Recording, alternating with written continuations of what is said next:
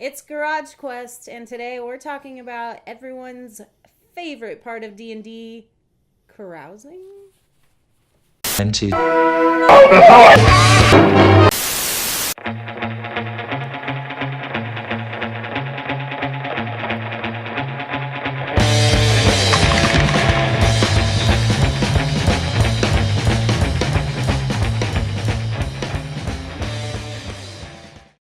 Welcome to Garage Quest, a garage show about Dungeons and Dragons. I'm your host, May McDonough, and with me, as always, is my co-host, Rusty. Looking snazzy. I'm carousing tonight. That's right, because today we're talking about, if it's not your favorite part of D&D, it's definitely your favorite part of life, or you ain't living. Yeah. Ooh, that was improvised. How'd you like that? That was good. It's carousing. So, the Dungeon Master's Guide designates a few pages to various downtime activities.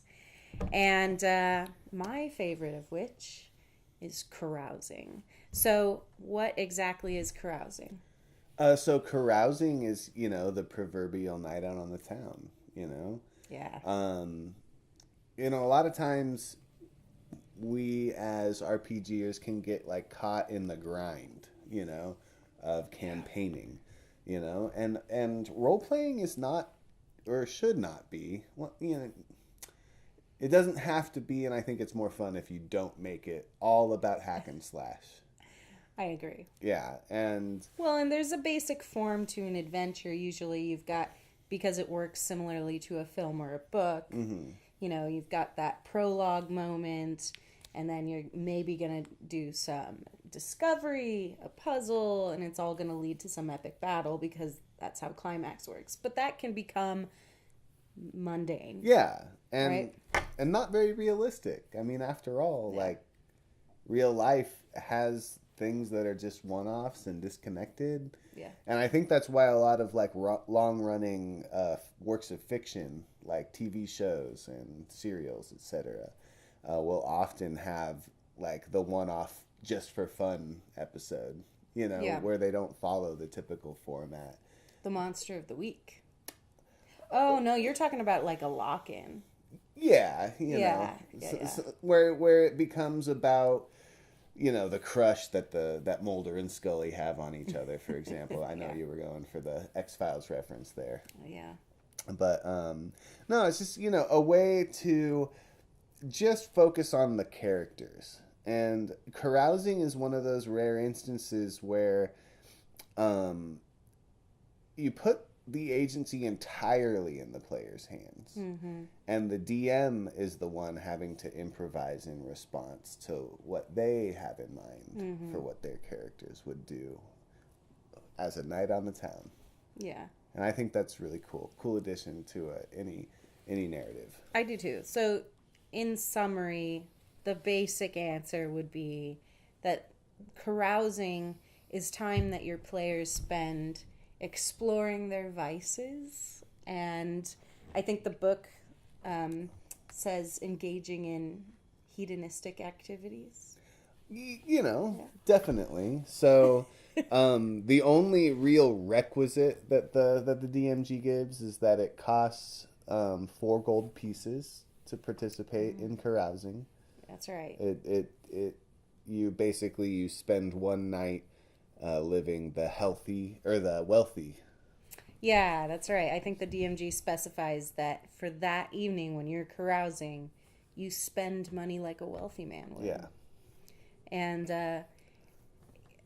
but beyond that, there's really not a lot of tight parameters. And like you said, it definitely provides a platform for the characters to take charge and have a lot more freedom in exploring who they are as characters, because this is what they do with their downtime, not what they do when they're put in a really strict, tight parametered scenario.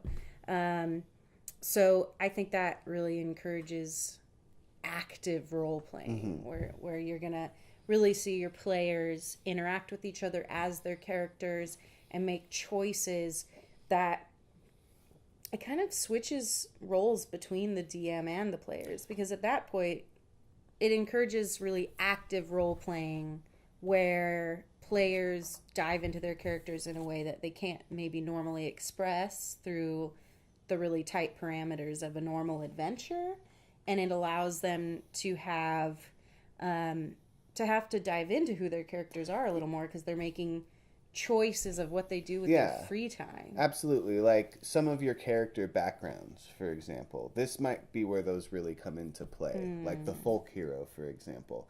The folk hero thing doesn't really have a lot of flavor benefit in combat and NPC interaction encounters so much, because the NPCs have such a strong motivation that's connected to a plot line or a narrative that it's hard to just, you know, use some kind of ethereal notion of regional reputation or infamy. Fame, you know. But when you're carousing and just having fun in the town, that's where the folk hero status could really come into play. Absolutely. Imagine paparazzi-ish kind of attention, you know. Yeah, stalkers. Even. Or just, hey, you know, drinks are on us. Everybody wants to give you exactly. There's all kinds of cool little things that you can build into that. Yeah. And well, okay, my character Elementos loved carousing because a huge part of the background story of Elementos is that Elementos is a con artist. She, like everyone in D&D, doesn't have any parents, right? That's a pretty very common thing. But she was raised by a village, but not treated as one of their own in any way. She was kind of like the janitor of this village, and they gave her a place to sleep. And so she learned to con people to get away, you know, from the village and make her way through the world. And carousing is a perfect opportunity for her to put that into gameplay a little bit. So there have been a lot of opportunities where we, as our adventuring group, went out, got plastered, and then Elementos talked the group or some of the group into putting on a scam with them, or with her. One of the most memorable ones I can recall is doing a really classic old scam, which is they picked a mark and they pulled the old, I just found this engagement ring and it's really valuable. Oh, I'm sorry. I found this engagement ring, but I guess I'm just going to keep it. It was really cool. And then someone else comes by later, frazzled, looking for an engagement ring from their boss, who's a very, very wealthy nobleman.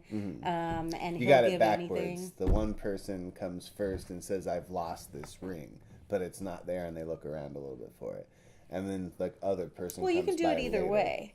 The way we did it is the guy reveals that he found this ring and then kind of goes out shopping. And then the guy comes looking for it and says, "Well, if you see it, you know, let me know," and walks away. And now your mark remembers, I have seen it. I'm going to go get it from that guy. But that guy doesn't know it's valuable.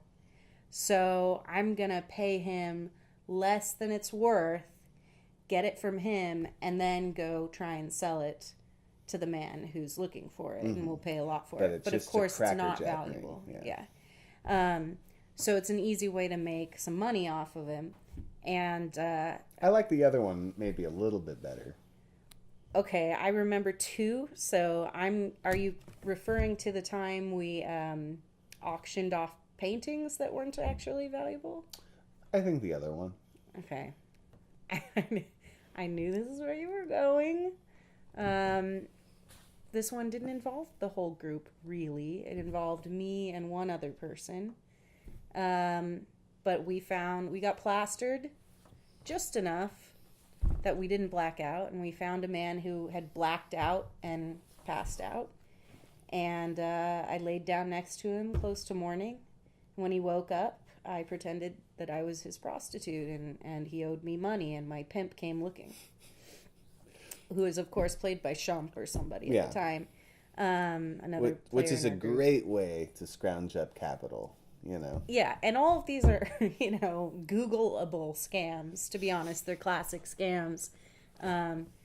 and not necessarily mentioned in the DMG as an aspect of carousing, but gambling is mentioned, drinking is mentioned, vices are mentioned, and Elementos' vice is absolutely the con.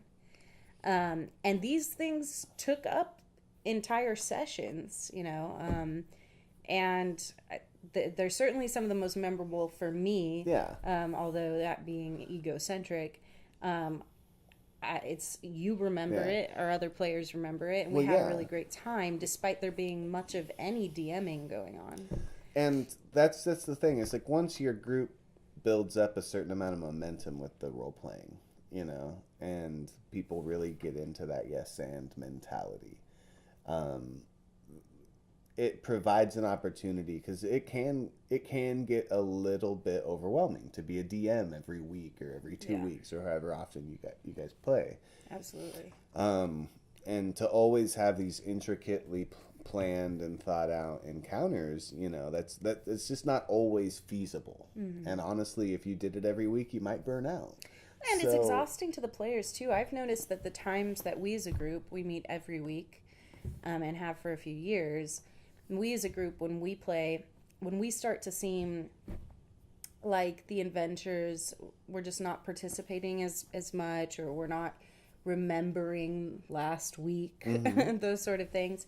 I think it's usually because we've had one campaign after the other, all of which were the normal heroic 3-part campaign. Yeah, so it's not just about your player characters blowing off steam. It's your players' chance to kind of just, okay, this is just, we're just having fun and riffing off each other. This is just for goofs. Yeah, and I think that's another good DM tip. Oh, is this going to become a thing? Maybe. I did not intend for this to become a thing, but we'll do #DM tip again.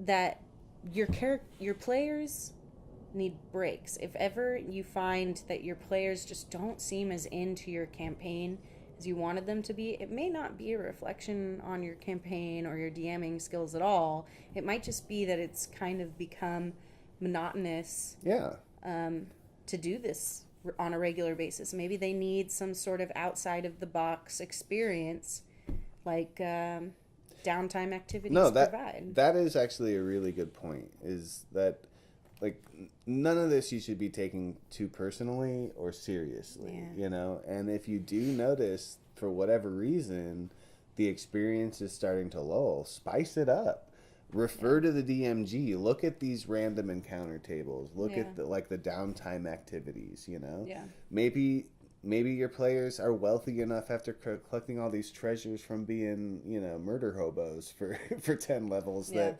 you have the ability to build a keep or a stronghold or something, There are all kinds of these cool ways you can flavor up your game.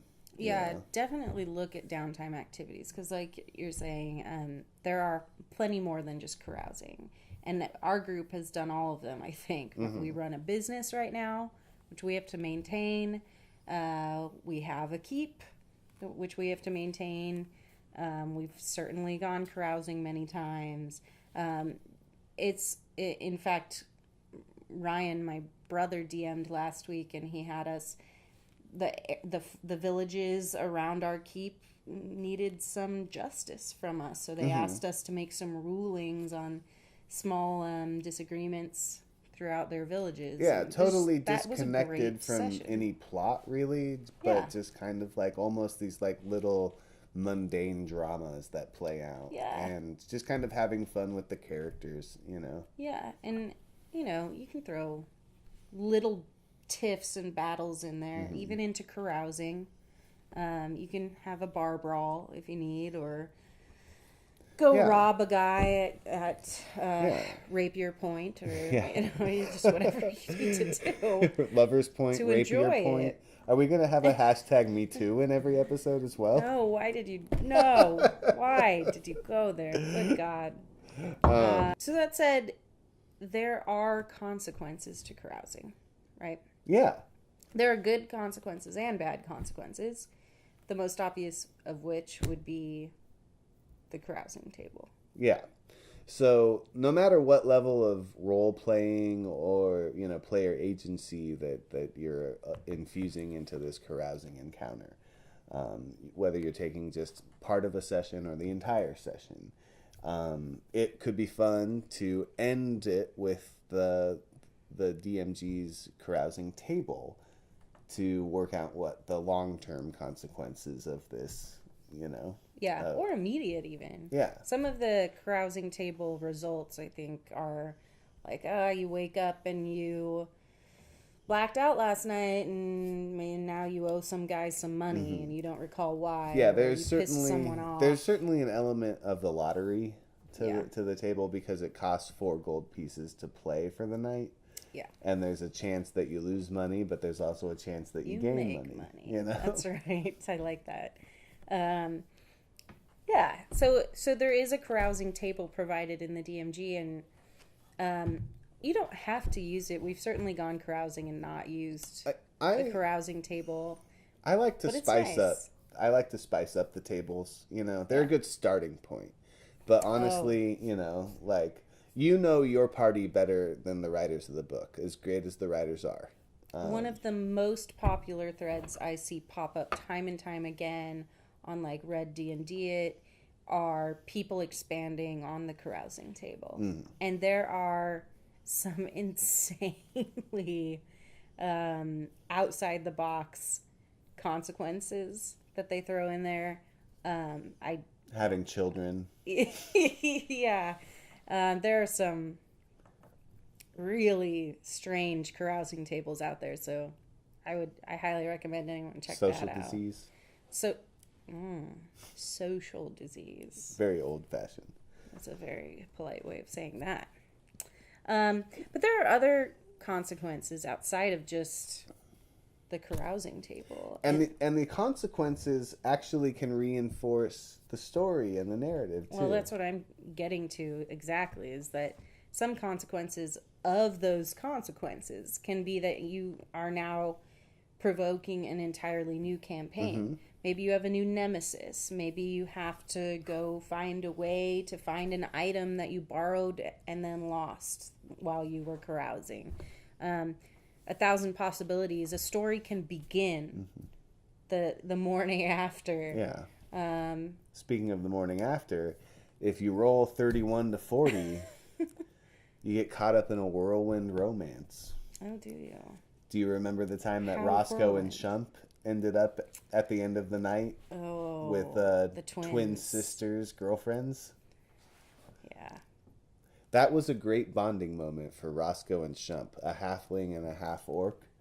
And that really was the beginning of our characters starting to form this kind of like little mini alliance within the party, that they were always out to have fun and like one-up each other in combat. It was really cool. Yeah. There were a lot of testosterone-fueled high fives in that Basil. quest. Sisters. Oh, man. I don't care to remember that one. You high-fiving my brother constantly about the twins they were having. Anyhow, It got kind of meta. it got a little weird. So yeah, do you have anything else to say about carousing? I mean, I feel like we've covered a lot.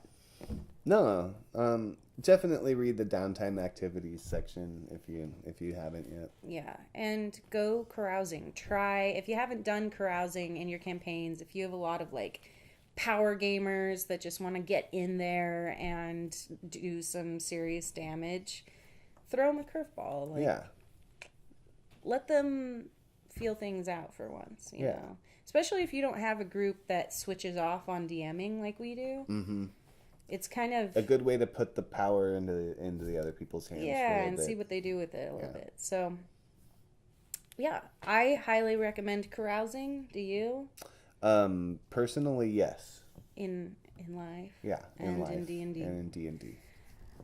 So all right, that's been our episode. I hope you enjoyed it. I'm May. This is Rusty, and this has been Garage Quest. See you in the taverns. Tell us what you would do while you're carousing in D&D or otherwise. I like a good story in the comments below, and please subscribe.